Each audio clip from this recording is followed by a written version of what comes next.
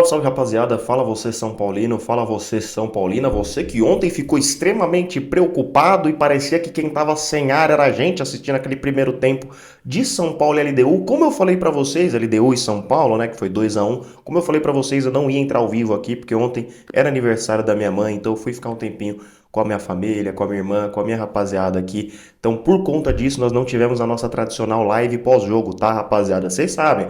Eu tô aqui na hora boa, eu tô aqui na hora ruim e vou comentar rapidinho com vocês de São Paulo LDU. Como eu não tô ao vivo, como a gente não consegue trocar aquela ideia, eu vou ser bem breve, tá, rapaziada? O São Paulo escapou de não tomar um vareio, de não tomar 3 ou 4 ainda no primeiro tempo. Graças a São Rafael, ao senhor Rafael, que fez algumas defesas importantíssimas. Teve uma também no segundo tempo, não só no primeiro tempo. Teve uma também num chute de fora da área no segundo tempo que eu falei, meu Deus do céu, na altitude. E o Rafael foi lá e catou. Então o Rafael salvou a gente, tomou 2 gols, beleza, saiu cara a cara, falha toda da defesa.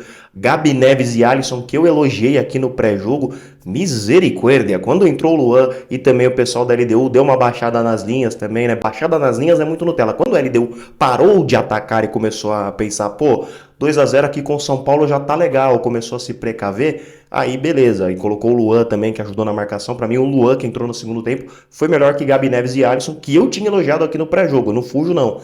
Gabi Neves e Alisson no Allianz Parque contra o Palmeiras foram muito bem. O Alisson foi muito bem também contra o Corinthians. O Nestor e o Rato vinham de bons jogos. Então não adianta agora a gente querer ser pai de filho bonito e falar, não, tira, põe um quarteto mágico, sendo que esses caras vinham bem.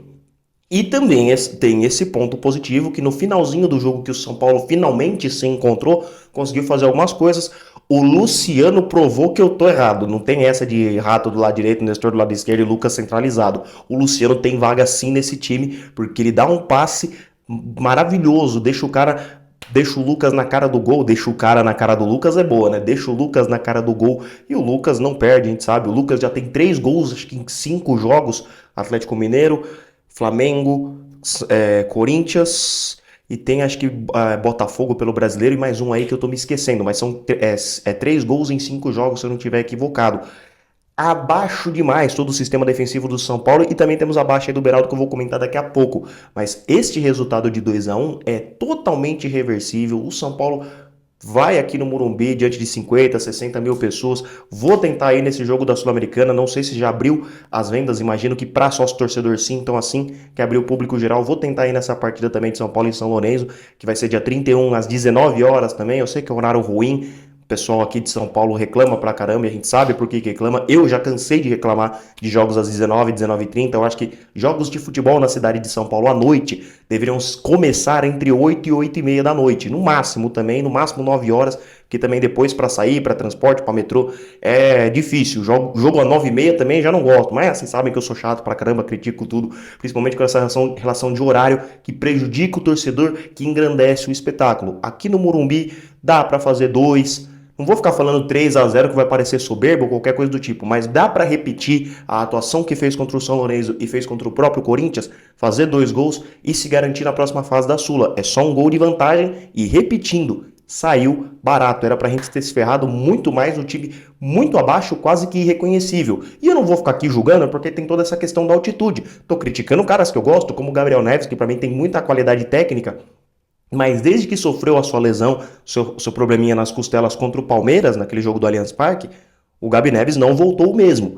E aí que tá, temos outra baixa. Não tô falando aqui, descarta Gabi Neves, não é nada disso, tá? Mas, pô, pra mim o Gabriel Neves tá um pouquinho não, bastante diferente de antes. Ainda assim é um jogador que tem um passe maravilhoso. Contra o Botafogo, para mim foi a melhor partida do Neves desde esse retorno, disparado. Contra o Corinthians mesmo, achei que ele entrou um pouquinho fora de tom. Contra o Flamengo deu uma melhoradinha. Contra o Botafogo, maravilhoso. E hoje abaixo, então tá voltando oscilando o Gabi Neves. E falando em lesão, temos aí a baixa do Beraldo. Quando eu vi a imagem, quando eu vi o replay, eu falei... Ah, não, perdemos o Beraldinho, eu não sei por quanto tempo, porque eu pensei, é joelho, porque ele bate o joelho com, não sei se no próprio joelho do adversário, que eu esqueci em quem que ele faz a falta, não sei se era aquele rapidinho lá que passou pelo Santos, que tava fazendo uma fumaça na defesa do São Paulo. Impressionante, né? O Naruel Barrios, do São Lourenço, esse outro cara que me fugiu o nome agora, que eu acho que foi nele a falta do Beraldo. Cara que fez uma fumaça danada, coloca aí nos comentários, pelo amor de Deus, gente. Me deu um branco, eu não vou ficar aqui pesquisando no Google também. Mas deram mais calor para a defesa do São Paulo do que qualquer jogador do Palmeiras e do Corinthians nas fases daí da Copa do Brasil. Aquela alfinetada também para não deixar de fora. E o Beraldo faz a falta e já dá aquela batida no joelho que eu falei, se for o joelho, perdemos aí o Beraldo por meses, no plural, 3, 6 meses, já tava pensando, putz, é o Ferrarese ou Galopo 2.0, mas não, o que rolou não foi nada com o joelho dele, e sim com o tornozelo, foi novamente uma entorse no tornozelo, eu só não me lembro se é no mesmo tornozelo, tá rapaziada, ele ficou de fora por lesão no tornozelo do dia 29 de junho até o dia 25 de julho. Ele se lesiona no treino 1 ou 2 dias depois do jogo contra o São Lourenço no Morumbi, que foi ainda da fase de grupos da Sula, e volta como titular só contra o Corinthians. Ele volta no banco contra o Cuiabá, acho que no dia 22 ou 25 de julho, foi no finalzinho ali de julho, e depois volta contra o Corinthians, no primeiro jogo da Copa do Brasil, que nós perdemos por 2-1. Então o Beraldo, por entorse, já ficou fora essa temporada e foi ali de 3 a 4 semanas. Se acontecer e aí já começa a pegar, começa a orar, começa a fazer os trabalhos aí, você, dependendo da tua religião, se acontecer, se for a mesma coisa, a mesma lesão, ele fica de 3 a 4 semanas fora. Muito provavelmente o Beraldo não joga nem o jogo de ida e nem o jogo da volta. Eu não gosto de estar dando essa notícia aqui para vocês, gosto muito do Beraldo, mas eu acho que ele está fora dos 2 jogos da final da Copa do Brasil contra o Flamengo. Isso é muito ruim, o Beraldo tá jogando um futebol maravilhoso, cansei de elogiar ele nas últimas lives, a gente não pode ficar elogiando só Lucas, Caleri, em breve Rames Rodrigues, que a gente vai elogiar bastante, mas o Beraldo e o Arboleda para mim são um pilar incrível nessa defesa. Nós temos 2 reservas, o Diego, que foi poupado por sentir dores musculares, inclusive nesse próprio jogo contra o São Lourenço, a gente precisou dele, eu falei para vocês, era uma preocupação, eu sempre penso no pior cenário do cara se lesionar, quem que tá no banco para substituir de determinadas posições. O próprio Caleri mesmo, eu não sinto que a gente tem um substituto para o Caleri hoje. O mais próximo de 9 é o Erisson, mas não tem um outro, talvez o Pato.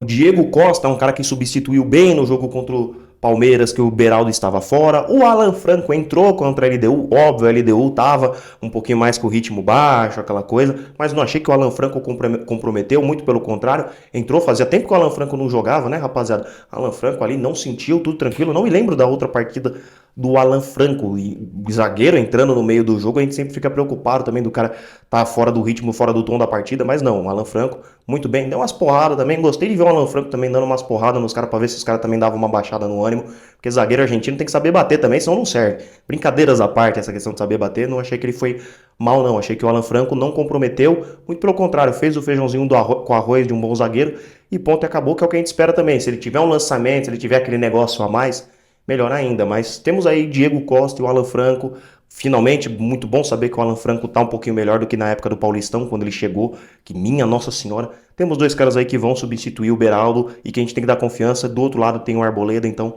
a gente fica um pouquinho mais tranquilo por ainda ter o Arboleda, que para mim é o principal pilar dessa zaga, apesar de ter tido uma noite infeliz ontem. A gente sabe o quanto ele é importante, podemos culpar a altitude, podemos culpar a atitude, mas a gente sabe que aqui no Morumbi a história é outra, a história é diferente. Bom, rapaziada, é isso. Não esquece de curtir o vídeo, comentar tanto do jogo de ontem, tanto que essa questão do Beraldo, quem você que escalaria, se seria o Diego Costa, se seria o Alan Franco, se seria o Matheus Belém, que está em processo de renovação de contrato, é o mais inexperiente desses 3 de opções para a nossa zaga, mas infelizmente, se for realmente confirmado que foi uma entorse no tornozelo, eu lamento, rapaziada, lamento muito, muitíssimo, mas Beraldo não vai jogar nem a ida, nem a volta contra o Flamengo, talvez ele volte para uma possível volta, que foi mais ou menos ali, eu acho que para uma volta é possível, agora para a ida, se são 3 a 4 semanas para ele voltar dessa lesão, dessa entorse, se for mais ou menos no mesmo grau da outra, aí ele talvez jogue o jogo de volta, mas a ida eu praticamente descarto aqui com vocês, tá, rapaziada? Tamo junto e como sempre, vamos São Paulo.